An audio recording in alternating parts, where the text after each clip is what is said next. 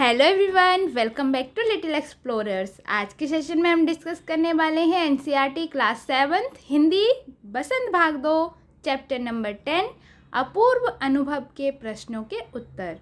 यह एक सीरीज़ है जिसमें हम एक चैप्टर से लेकर चैप्टर नंबर 9 तक ऑलरेडी डिस्कस कर चुके हैं।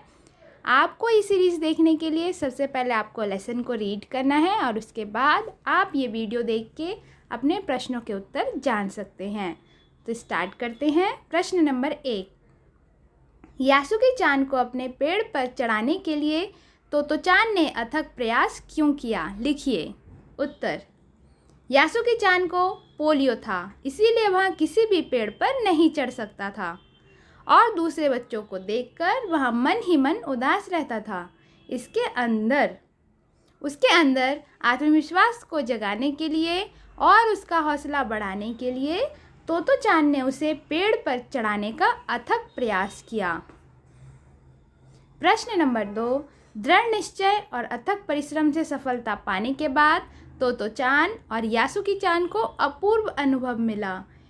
इन दोनों के अपूर्व अनुभव कुछ अलग अलग थे। दोनों में क्या अंतर रहे? लिखिए।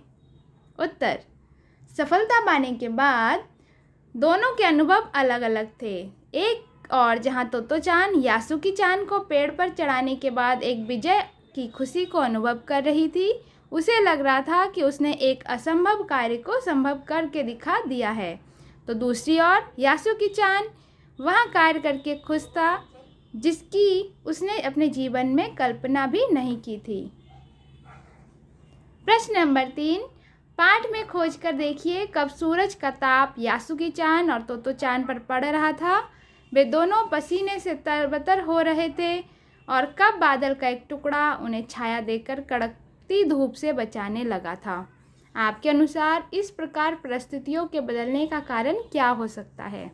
उत्तर, यासुकी चान को जब उसकी मित्र तोतो-चान पेड़ पर चढ़ा रही थी तब सूरज की गर्मी के कारण दोनों पसीने से तरबतर थे। बादल का एक टुकड़ा बीच बीच में छाया करके उन्हें कड़कती धूप से बचा रहा था। उस समय ऐसा लग रहा था कि उनकी मेहनत के आगे ईश्वर भी उन पर मेहरबान है और उनकी सहायता कर रहा है।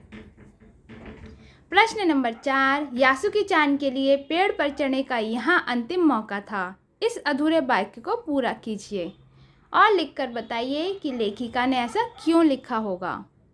उत्तर, यासुकी चान के लिए पेड़ पर चढ़ने का यहाँ अंतिम मौका था क्योंकि उसके मित्र तोतो-चान ने किसी को भी बताए बिना उसे पेड़ पर चढ़ाने का जोखिम भरा निर्णय लिया था। यदि कोई बड़ा देख लेता तो दोनों की डांट पड़ती और वे उन्हें ऐसा नहीं करने देते।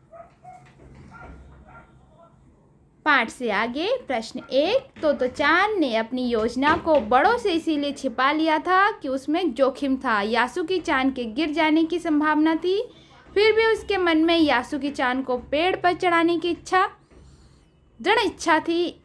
ऐसी दृढ़ इच्छाएं बुद्धि और कठोर परिश्रम से अवश्य पूरी हो जाती है। आप किस तरह की सफलता के लिए तीव्र इच्छा और बुद्धि का उपयोग कर कठोर परिश्रम करना चाहते हैं? उत्तर, हम जीवन में अपने लक्ष्य को पाने के लिए तीव्र इच्छा और बुद्धि का उपयोग कर कठोर परिश्रम करना चाहते हैं क्योंकि इसके द्वारा ही जीवन में सफल हुआ जा सकता है। यदि जरा सी ढील दी तो जीवन के लक्ष्य को पाना नामुमकिन सा हो जाता है। प्रश्न 2, हम अक्सर बहादुरी के बड़े बड़े कारनामों के बारे में सुनते रहते हैं, लेकिन अपूर्व अनुभव कहानी एक मामूली बहादुरी और जोखिम की ओर हमारा ध्यान खींचती है। यदि आपको अपने आसपास के संसार में कोई रोमांचक अनुभव प्राप्त करना हो तो कैसे प्राप्त करेंगे? इसका उत्तर आप खुद से अपने अनुभव के अनुसार लिखेंगे। प्रश्न 1, अनुमान और कल्पना। अपनी माँ से झूठ बोलते समय तोतो-चान की नज़रें नीचे क्यों थी? उत्तर, अपनी माँ से झूठ बोलते समय तोतो-चान की नज़रें इसीलिए नीचे थी क्योंकि उसने बोला था कि वहाँ यासुकी चान के घर जा रही है, जबकि वहाँ उसे पेड़ पर चढ़ाने जा रही थी। यदि उसका झूठ पकड़ा जाता तब माँ उसे जाने नहीं देती और उसकी सारी योजना धरी की धरी रह जाती। प्रश्न 2, यासुकी चान जैसे शारीरिक चुनौतियों से गुजरने वाले व्यक्तियों के लिए चढ़ने उतरने की सुविधाएं हर जगह नहीं होती, लेकिन कुछ जगहों पर ऐसी सुविधाएं दिखाई देती है। उन सुविधा वाली जगहों की सूची बनाइए। उत्तर, इस प्रकार के शारीरिक दिव्यांग लोगों के लिए सरकार ने स्टेशनों एवं सरकारी अस्पतालों और बहुत सी सार्वजनिक जगहों पर उनकी सुविधा के अनुसार इंतजाम किए हैं, जिससे कि उनको कोई परेशानी ना हो। तो thank you for watching. Do like, share and subscribe for upcoming videos. Do subscribe, stay connected with Little Explorers. Thank you so much.